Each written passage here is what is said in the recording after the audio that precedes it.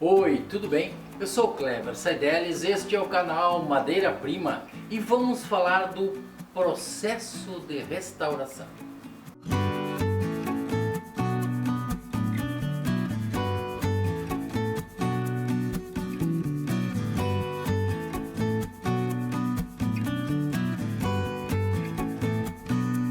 Bom, você deve estar se perguntando, tá, mas desde janeiro a gente está assistindo aqui o canal Madeira Prima e só falam de restauração e agora o cara vem falar de processo de restauração. Pois então, nós resolvemos fazer um processo completo de restauração num móvel, que é este móvel aqui. É um criado mudo que nos foi gentilmente cedido pelo antiquário Mundaréu, aqui de Porto Alegre, cujo endereço e contato você pode encontrar aqui na descrição do nosso vídeo. Então o Mundaréu nos emprestou este móvel para a gente fazer um processo completo de restauração. Antes da gente começar esse processo, eu gostaria de falar algumas coisas. Primeiro, a restauração do móvel, quando a gente pensa em fazer uma restauração de um móvel, quando a gente vai prestar esse serviço para as pessoas, a gente tem que ter uma coisa muito clara. Nós estamos mexendo com a memória afetiva das pessoas. Ah, mas que bobagem, isso é uma psicologia de boteco, coisa do jeito. Não, não é. Não é. Eu vou contar algumas histórias para vocês. Primeiro, chegou aqui na oficina, uma ocasião, uma moça, o seu marido. Ah, eu queria restaurar a cristaleira que era da vó Bisa, ou seja, era da bisavó dela. Eu digo, não, legal e tal, vamos fazer. Tudo bem, fomos lá na casa dela. A cristaleira estava jogada lá num galpãozinho no fundo da casa e tal. Eu retirei a cristaleira, trouxe para a oficina. Ela estava completamente detonada, com cupim, com vidro quebrado, enfim, todo um problema. Foi feita toda a restauração, como manda realmente as normas da restauração. E o que aconteceu? Passado algum tempo, feita a restauração, eu chamei ela aqui na oficina, porque esse é um padrão que a gente, na medida do possível, a gente adota. A gente não entrega o móvel para o cliente antes dele vir na oficina olhar. Porque é muito melhor a gente consertar e fazer alguma coisa aqui na oficina do que a gente fazer na casa do cliente quando for levar, ou chega lá e ele não gostou, a gente tem que retornar com o móvel. Então ela veio aqui, ela e o seu marido. E chegou aqui, o marido gostou, achou uma maravilha o móvel, que móvel legal, como ficou legal, e ela com uma cara decepcionada. Aí eu disse, tá, mas não gostou do móvel? Tá mal feito o serviço? Ela disse, não, o serviço não tá mal feito. Só que esse não é o móvel da Bisa. Eu digo, como assim não é o móvel da Bisa? Não, não é. De quantos anos tu tinha quando tu via esse móvel? Ela me disse, não, eu tinha 10 anos. Eu digo, então, tu tinhas 10 anos e o que aconteceu nesses 10 anos? Tu era metade do móvel. Hoje tu olha o móvel de cima. Quando tu olhava esse móvel na casa da tua avó Bisa, como tu está dizendo, tu via lá os bibelôs que ela tinha, os cristais, a prataria, enfim, não sei o que tinha dentro desse móvel, e tu via isso. Hoje tu não está vendo isso. Hoje é outro móvel. Vocês entendem? Nós estamos mexendo com a memória afetiva das pessoas. Eu fui na casa de um amigo entregar umas cadeiras, uma ocasião, e cheguei na casa dele, isso é uma outra história, e cheguei lá e tinha um móvel muito lindo na sala, um estante de livros na sala. E eu disse, pô, que estante legal, é da minha mulher e tal. E ela entrou na sala e disse, pois isso era do meu avô. Digo, então, mas qual é o problema? Um móvel lindo. Ela disse, não, meu avô, quando a minha avó morreu, ele distribuiu os móveis da casa entre os netos. E a mim coube essa estante. Só que a estante tinha problemas e eu fui, então, ele mandou restaurar. Eles fizeram uma restauração do móvel e pintaram aí uma parte de preto, realmente uma faixa preta no móvel, que dá um destaque fabuloso na beleza do móvel. E ela disse, só que não é a minha lembrança. Esse não é o móvel que estava na casa do meu avô. Vocês estão entendendo essa problemática? E muitas vezes a nossa empatia com o móvel, ela não vem de berço, ou seja, não é da avó, da bisavó, do pai, ou seja lá como for. Às vezes é uma identificação quase imediata com os móveis que a gente enxerga. Uma ocasião, essa é uma terceira história, uma ocasião eu fui num local aqui em Porto Alegre que recebe doações de móveis e tal, e a gente vai lá e compra os móveis, geralmente são mais baratos. Eu fui lá, um dia passei lá e tinha uma cadeira. E eu olhei a cadeira, gostei da cadeira e disse, quanto custa a cadeira? O cara me disse, tantos reais. Eu disse, então vou ficar com a cadeira. Peguei a cadeira, peguei o papelzinho, fui lá no caixa pagar para retirar a cadeira.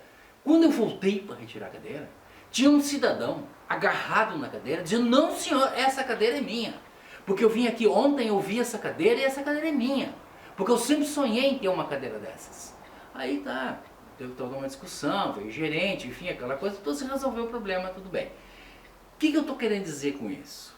Que a gente tem que ter um pouco de psicólogo quando a gente vai tratar, principalmente quando a gente vai tratar de restauração da memória das pessoas. Esse imóvel não é o caso. Esse é um móvel que nos foi cedido lá pelo nosso amigo Rodrigo, lá do Antiquário Mundaréu, que nós vamos fazer o processo de restauração. Então o nosso processo de restauração aqui na Madeira Prima tem 10 fases. Nós vamos falar de cada uma dessas fases fazendo o trabalho aqui nesse criado mudo. Mas antes, eu quero falar de um outro assunto, que é um assunto praticamente recorrente. Nos nossos cursos, nas nossas palestras, nos nossos encontros, as pessoas perguntam assim, como é que eu cobro? Quanto custa uma restauração? Então eu vou procurar responder.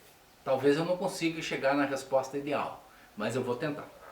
Primeiro é o seguinte, tirando fora aquela parte que eu falei antes, da questão afetiva, muitas vezes as pessoas pagam qualquer coisa. Esses dias eu fui retirar um móvel e cheguei na casa do cliente e ele disse, eu já mandei forrar o elevador para tu levar o móvel. Eu disse, mas eu nem lhe dei o preço. Ele disse, não me interessa o preço, tu vai levar e vai fazer porque esse móvel tem valor para mim. Então, às vezes tem isso. Outras vezes, as pessoas têm que ter muito claro o seguinte, um processo de restauração, a restauração de um móvel, muitas vezes, ou quase que 99% das vezes, é mais caro que o próprio móvel. Por quê? Porque se nós fôssemos fabricar um criado mudo desses hoje, provavelmente a gente ia gastar menos do que a restauração. Essa é uma restauração simples. Se fosse uma restauração mais complexa, certamente valeria muito mais que o móvel. Então a primeira coisa que a gente tem que saber na hora de cobrar, na hora de formar o preço do nosso trabalho, é o seguinte, quanto vale a nossa hora?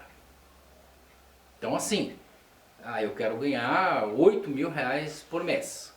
Esse é o meu objetivo. Então a minha semana vai valer 2 mil reais. Mas eu quero trabalhar de segunda a sexta, eu quero trabalhar 5 dias. Então 5 dias, 2 mil reais, aí dá 50 reais por hora. Então eu quero ganhar 50 reais por hora. Com o passar do tempo, a gente vai aprendendo algumas coisas. Que quantas horas eu vou levar para fazer esse criado mudo? Vou levar 10 horas, então eu vou cobrar 500 reais. Vou levar 5 horas, vou cobrar 250 reais. Aí a gente tem que agregar alguns valores, como por exemplo, os insumos, que é o thinner, o removedor, a lixa, a luz que a gente gasta. Se a gente paga aluguel, nós vamos ter que botar lá na nossa conta a questão do aluguel. Se nós temos outros gastos, a gente tem que colocar. E tem um gasto que a gente sempre tem que pensar, que é a depreciação do nosso maquinário. Muitas vezes a gente não coloca isso. A gente diz, não tem problema, eu tenho aqui lixadeira, eu tenho furadeira, eu tenho meu equipamento aqui, não tem problema nenhum. Eu vou usar, vai usar, mas uma hora ela vai estragar. Você vai ter que comprar. Então o que acontece? Tem que colocar também no custo. Então vamos lá. Mão de obra. Quanto vale a nossa hora? Segundo, os insumos. Thinner, lixa, luz, removedor, que é uma coisa relativamente cara. E nós chegamos num preço. Aí tem dois fatores. Um eu vou falar. Quase ninguém fala, mas eu vou falar. É uma coisa que algumas pessoas dizem até certo momento, mas isso é uma coisa desonesta. Mas não é. Eu falei daquele senhor, então ele disse, não, já mandei forrar o elevador, então vai levar. Para mim eu disse, bom, eu posso cobrar muito caro. dessa pessoa. Ou seja, eu posso ser desonesto e cobrar muito além do serviço. Mas aí tá na cabeça de cada um. Eu tive um amigo que trabalhava com pianos. Então ele fazia o seguinte, ele botava um anúncio, a pessoa ia lá, marcava a hora para ir lá ver o piano. O que ele fazia? A primeira coisa que ele fazia quando as pessoas chegavam, ele olhava para a rua para ver que carro a pessoa chegava. Se a pessoa chegava num Fuca velho, ele dizia, bom, não vai dar negócio aqui, né? Se ele chegava num carrão, ele, bom, posso oferecer um piano melhor para essa pessoa do que esse pianinho aqui que eu estou oferecendo. Ou seja, ele avaliava o poder de compra do cliente olhando o seu carro. Quer dizer, enfim, não estou discutindo o mérito dessa questão, só estou contando a história.